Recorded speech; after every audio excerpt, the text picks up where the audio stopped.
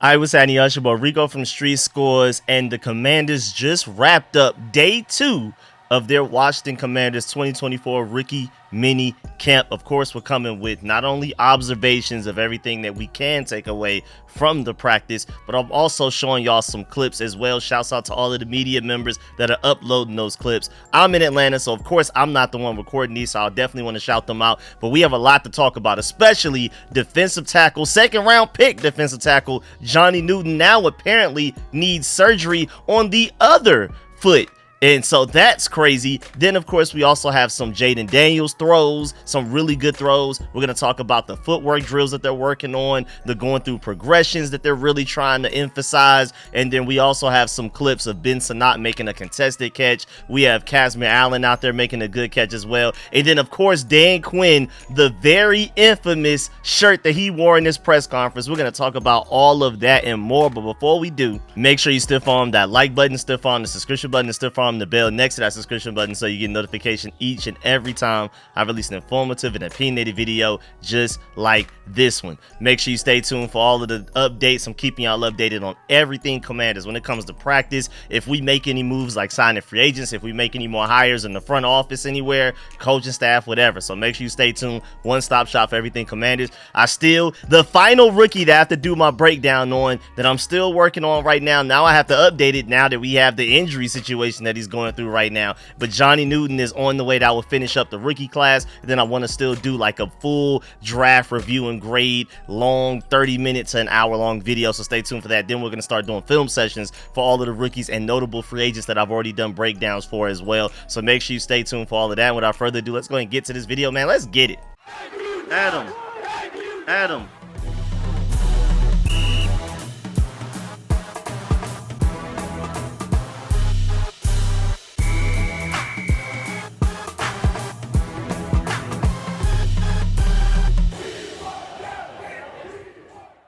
So day 2 of the Washington Commanders 2024 rookie minicamp. I've never been this excited about a rookie minicamp ever.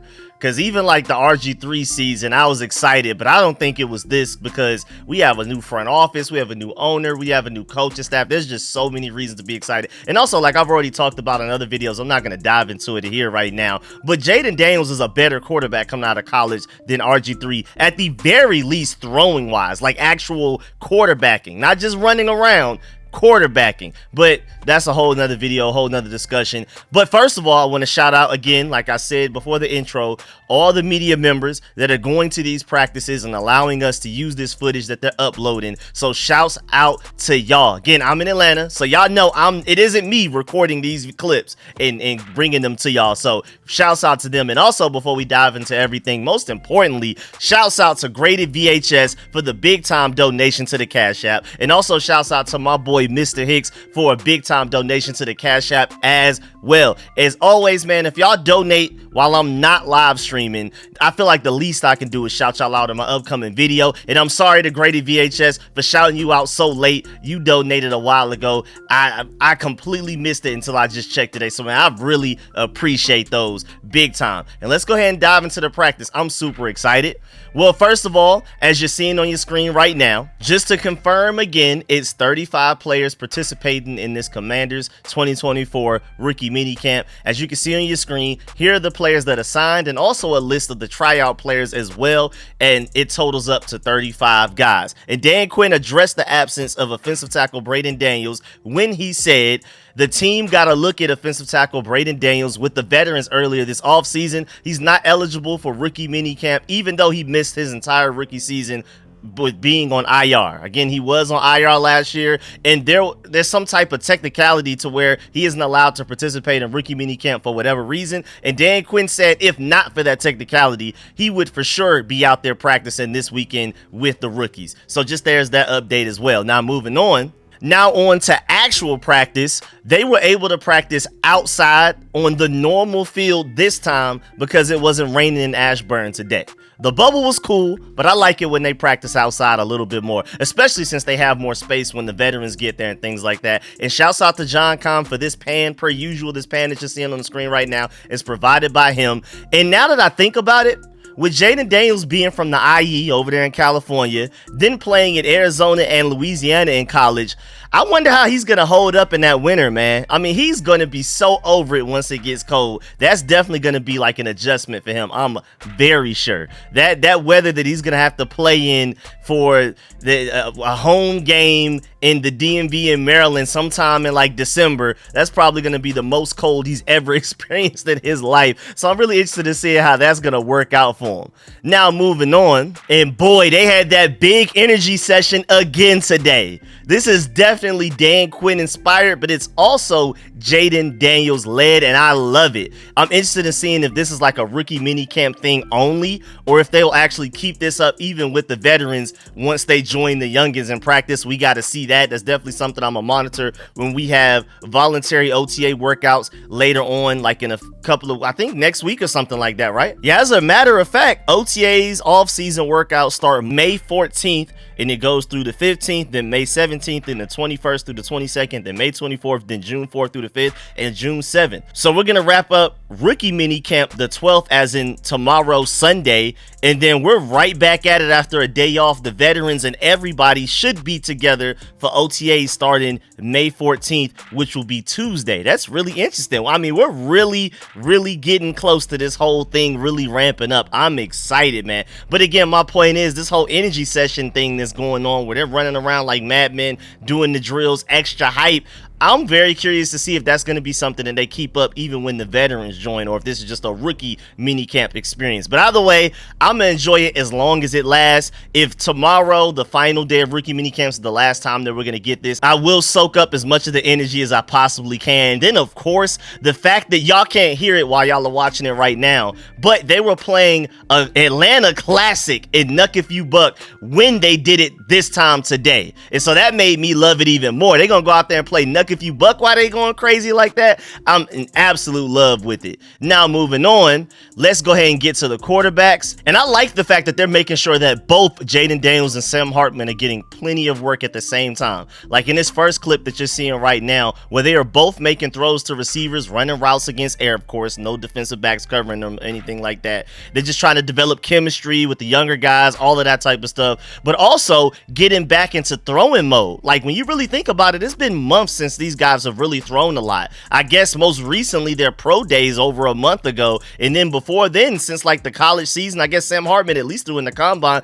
but Jaden Daniels didn't. So I like how they're also going through their progressions as well in these drills too. If you're really watching, you can tell that Cliff Kingsbury is emphasizing go through your progressions before you make this throw, because it's not multiple receivers out there. It's only one receiver running a route for each quarterback, and they're still looking around as if there are multiple receivers being covered by the entire defense, and then they make the throw. And I like that, because now they're trying to make sure that that is like second nature to them by the time we actually do have defenders trying to attack them and hurt them and all of this type of stuff, to where it's second nature. You go through your progressions and then you're not really panicking and worrying about a defensive lineman coming to just completely annihilate you while you're sitting back there in the pocket. And then you have this clip where they're clearly working on footwork while throwing the ball back and forth between each other. I mean, it's just Jaden Daniels throwing the ball to Sam Hartman and back and forth and things like that. And you can tell that they're really emphasizing the footwork on this drill as you're watching on the screen right now.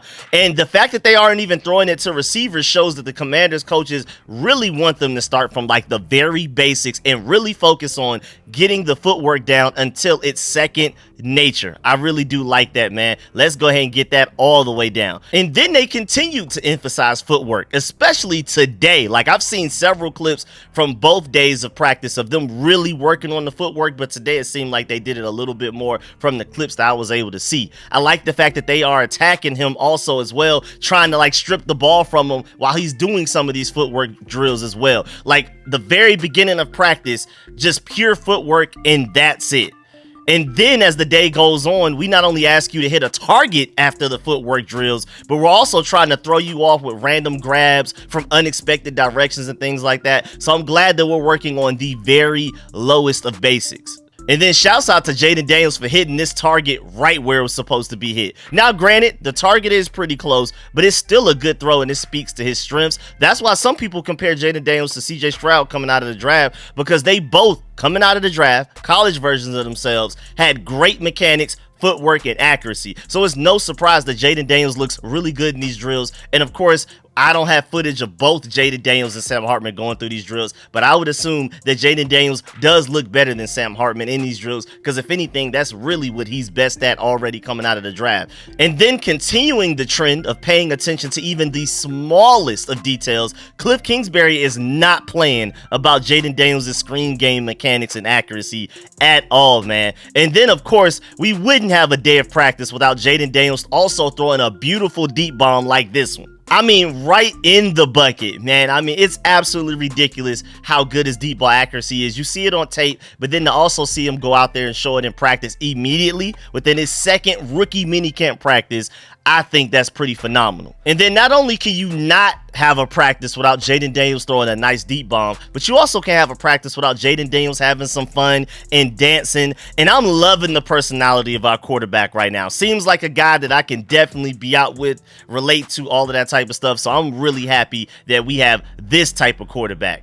And then also, head coach Dan Quinn spoke about his initial rookie camp observations of Jaden Daniels. He said, quote, "Yeah, I think number one, like for Jaden, for all of the guys, we're going to establish some standards about how we want to practice, how we want to go through things, how a certain player can learn and perform. So for him and for all of the teammates going through here, it's like, let's get this process started and finding the details to go." What I saw on the field was pretty much exactly what we saw from his time. But what you don't see on tape is like how much this guy loves football. Like, he works so hard at it that it's like one of the things that makes my heart smile about him. Just like the type of competitor he is and the way he goes about his business. And so he's here early, he just goes for it, and not everybody has that trait to say, quote, "I'm not going to be stopped," unquote. And so it's a really cool thing, end quote, for Dan Quinn. So that's a very high praise for Dan Quinn on his new franchise quarterback. Jaden Daniels seems to be everything that they hoped he'd be so far. Of course, it's second day of rookie mini camps. It's not a lot we can take from these things, but I feel like it would be more alarming. If anything, it would be bigger news if he wasn't doing all of these things. The fact that he is kind of like, okay, everything is going according to plan. Nothing crazy going on right now. I feel like it would definitely be bigger news if he weren't doing these things than the fact that he is, and let's just be happy that he is. It's really no news, but it's still good news. And now moving on to some not good news, we have a defensive tackle, second round pick defensive tackle out of Illinois, Johnny Newton, injury update, of course. And apparently the Commanders' second round defensive tackle, Johnny Newton, had foot surgery earlier this year, and he now needs surgery for the same injury, but to the other foot. Dan Quinn said the second rounder Johnny Newton has an injury to his other foot now, not the same foot as his college season, but the same injury, and has a procedure scheduled for next week, not giving any timeline so far. And it's also noteworthy that Johnny Newton played 6 games with the foot injury last year at Illinois, and Dan Quinn did praise his toughness, not saying that it's something to necessarily keep track of, but it is. We do need to note, shouts out to JP Finley for pointing this out, that it is May 10th. It's very early in the offseason, but it's still the offseason. And to be getting surgery at this point, and again, OTAs and voluntary workouts starting in a couple of days. We have mandatory minicamp by this time next week, and then we'll be heading into training camp the month after that. I mean, things are starting to really pick up. But just in case you want to hear it in Dan Quinn's exact words, his exact long quote on the situation was, quote, "Yeah, I'm glad that you brought that up. I meant to hit on it earlier with Johnny. So the foot that he had the procedure done on is actually doing really well. That's the good news. Then here comes the bad news. So he has an issue with the other foot now. He'll get a procedure done in the next week and then get back started and get going with the process again. But man, do we have high hopes for him. Like, he is such a kick A-word competitor. So in some ways, when you have to get a procedure done, better to do it early. That this didn't happen at the end of August or in September where it sets you back. So the fact that it's happening now, much better to get it organized first. And then he also said, when asked on if the same issue as the other foot and how long he'll be out, quote, "Correct. I'm not giving any timelines for that. We'll get right into him getting the procedure and getting started. Knowing him, this is one tough customer. So like, it'll be likely slow down than hurry up," unquote. So basically at the end there, Dan Quinn is saying, I mean, the way that this guy works, If anything, we're gonna have to try to slow him down and try to get him to not come back too soon. If anything, this guy wants to get out there really bad, but as coaches, we're gonna have to basically slow him down and tell him, take your time, because we don't want this to get any worse than it already is. And now moving on again, there's no timetable for this yet, but honestly, defensive tackle is probably, in my opinion, the position that needs a training camp or off-season practices, especially for a rookie, the least. Now, Dan Quinn and Joe Wood Jr. ran the most stunts in the NFL last year with Dallas, and that will take a lot of reps to get that timing and chemistry down with the other defensive linemen around you. But again, if there was any player in our entire draft class that could miss off-season practices and come right in and still at least flash, let alone maybe even potentially ball out immediately the first game that he plays in, I think it would be defensive tackle Johnny Newton. With his already high floor, he already has a really good set of pass rush moves, great hand movement and work already, technique and nuance and all of those type of things. So if there were anybody I'm not worried about missing practices and still being able to contribute as a rookie, my vote would probably be Johnny Newton. Even as high as I feel like Jaden Daniels' floor is, just naturally with the quarterback position, that takes time to make that transition from college to the NFL. It's just naturally going to take a lot of time. But defensive tackle, sure. I mean, you got to remember, Johnny Newton also recorded the 7th most pressures in the FBS, regardless of position, over the past 2 seasons with 102. That's also including edge rushers in there as well. 7th most pressures. And he also had the 2nd most pressures amongst FBS defensive tackles this past season with 43 when you isolate just the defensive tackle position alone. So if there's anybody, again, that can step in with little practices off season and still have a large impact immediately when they are finally healthy, I feel like it would be Johnny Newton. But at the same time, his fall outside of the first round doesn't have the same draft steal feeling that it used to before we knew about this injury. But don't forget, we only have Jonathan Allen because of injury concerns as well. He was literally the most dominant player in all of college football before he went into the draft, like Heisman worthy level. I don't think people really remember how ridiculous he was, like literally the best defensive player in all of college football. He should have gone top 5 easily in this draft as a defensive tackle, which is really hard to do. And again, the only reason he slid down all the way to us, we got really lucky, was due to injury concerns. So Johnny Newton's slide may still pay off big time for us in the future, but right now, as of today, potential still of the draft doesn't hold as much weight as it probably did like a few days ago. So as far as things that don't matter, I guess it sounds important, but really, honestly, at the end of the day, he's going to come out there and ball out whenever he is healthy. So I'm not worried about it at all, me personally. Now, moving on to the tight ends. Tight end wise, the Commanders posted this catch from Ben Sinnott, and this literally looks like his college tape. Like contested catches, just basically being unfair for DBs to even try to contest it, because he does a great job of using his body to box those guys out and makes tough contested catches even with the DB draped all over him. I mean, that's just typical stuff that we're already knowing about him. And then moving on to receiver, we have a nice clip of Kazmir Allen making a really good catch in practice today. And hey, man, that's a guy that he's competing for that starting punt returner position, starting kick returner, maybe even in as well with the new position rules. But hey, if he makes enough plays as a receiver, maybe he makes the 53-man roster because of that. But he has 2 opportunities to make this 53-man roster as both a returner and as a receiver. So keep going out there and improving as a receiver, big dog. Hey, man, make these guys notice you. And remember, they can't record anything in practice outside of the stretches and warm-ups and things like that. So this was the last clip from practice that I even have available to show y'all, but we still have a few more things to talk about. And also, wide receiver-wise, before we leave the wide receiver position, y'all know if Marcus Rosemy-Jacksaint had yet another crazy catch today like he did yesterday, I would have had on so much Georgia gear while recording this video. Y'all are lucky he didn't go crazy again today. Now moving on to the rest of the video. Of course, Dan Quinn addressed the media after practice, and also, first of all, of course, everybody is talking about Dan Quinn. He is the talk of Commanders Twitter right now with the shirt that he wore in the press conference. As you can see on the screen right now, that boy had, and I really like the shirt too, man. I'm not gonna lie, I rock with it. This is the closest the team is coming to embracing the old Redskins era of the burgundy and gold since the name was retired in July of 2020. It's a cool way to look towards the future while also honoring the past history of greatness that this team has had. And it's also really cool how this was within like less than 3 weeks of the team honoring Darryl Green the way that they did. So now this new team has shown a lot of love to the past and legendary burgundy and gold very recently, like within the past 2-3 weeks. But I already know that there's a lot of y'all out there foaming at the mouth trying to get this shirt, and Ben Standig already reported, quote, "This is not a team sanctioned item. Not sure if Quinn got this at an Etsy shop or elsewhere, whatever, but just to let y'all know, the team is not selling this shirt."